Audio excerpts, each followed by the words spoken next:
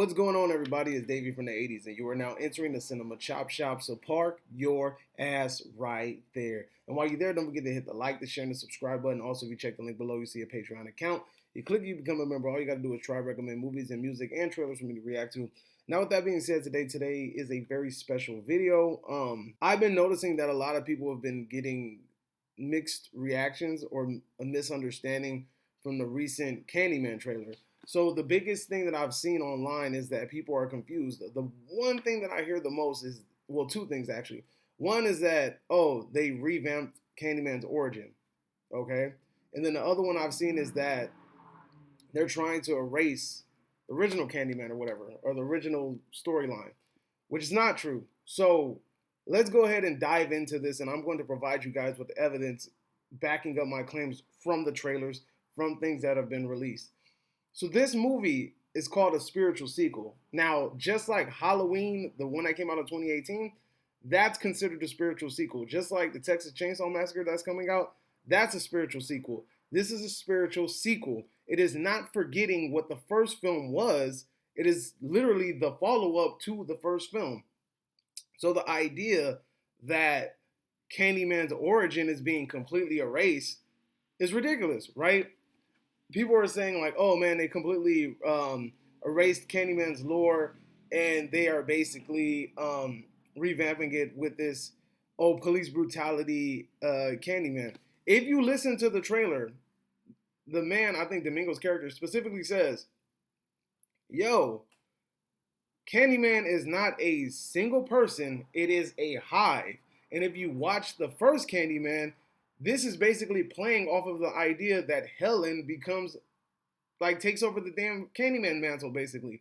At the end of Candyman, Helen is seen popping out from the mirror with a hook for a hand. What's the matter, Trevor? Scared of something?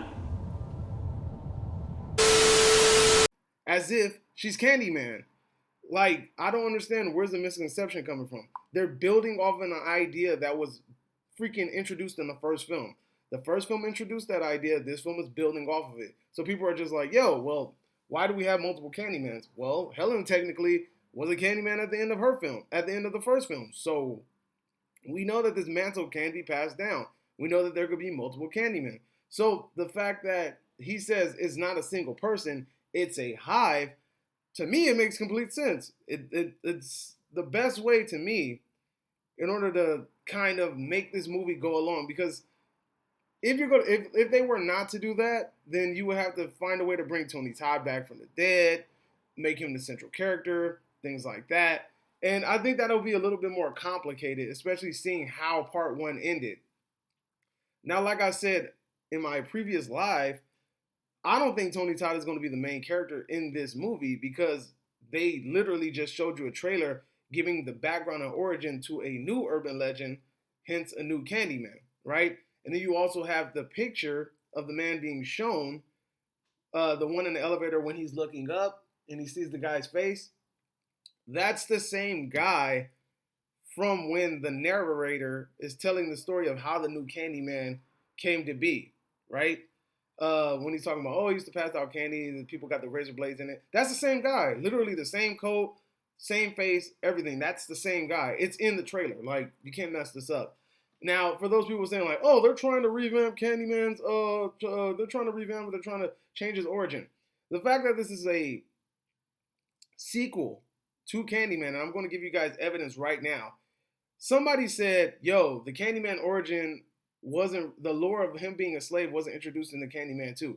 This is some dumb shit that I heard online. It wasn't introduced to Candyman 2, and since it wasn't introduced in Candyman 2, that means that it can't, they're going to just revamp it and make it a whole new origin. Bullshit, bro. The origin story was presented in the first damn Candyman, where Helen's sitting at the table with some professor, and I actually got the evidence right here. They chased Candyman through the town to Cabrini Green, where they proceeded to saw off his right hand with a rusty blade. They smashed the hives and stole the honeycomb and smeared it over his prone, naked body. Burned his body on a giant pyre and then scattered his ashes over Cabrini Green. Also, last year, there was a trailer released for the puppetry. and it was, I guess, anticipation of Candyman. I guess these are clips or things that are used in the movie. So why, oh why, would they basically tell the story of the original Candyman being the slave, Daniel? Why would they tell his story in the puppetry, which is basically shown in the screen right in front of you right now?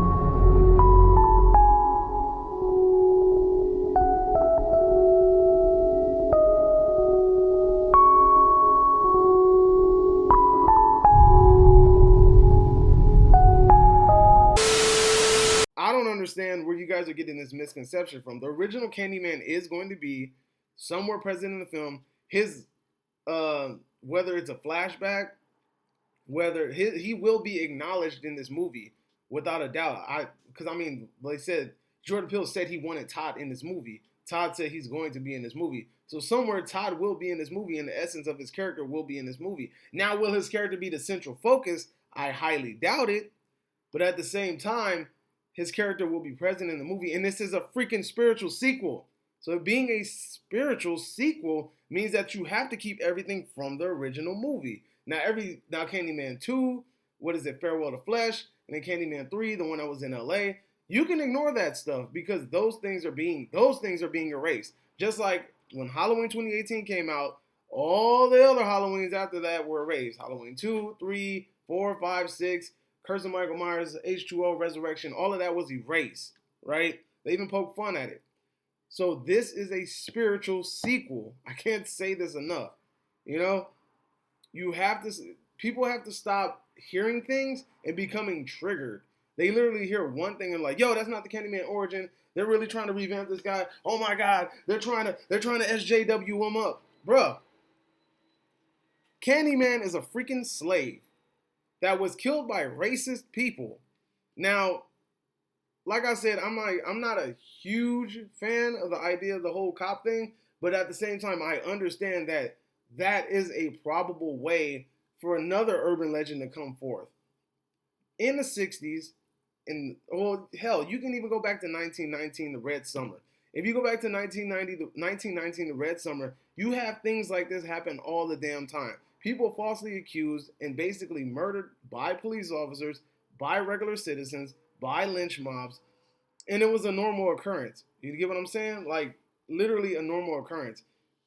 If you look at, what is his name? I think his name is William Brown, and the Omaha race riot. Literally, the police force brought that man down to be killed by a lynch mob. It is nothing unheard of. It is nothing that's hidden from history. The history is there. You just have to go and find it. Now, him being killed by police officers being wrongly accused, that's a typical thing. That happened. I mean, if you really, like I said, you can look at the Watts riots, things like that. These are things that happen. Rodney King riots, these are things that happen. I don't understand why people think this is some fucking far-fetched idea. It's really not.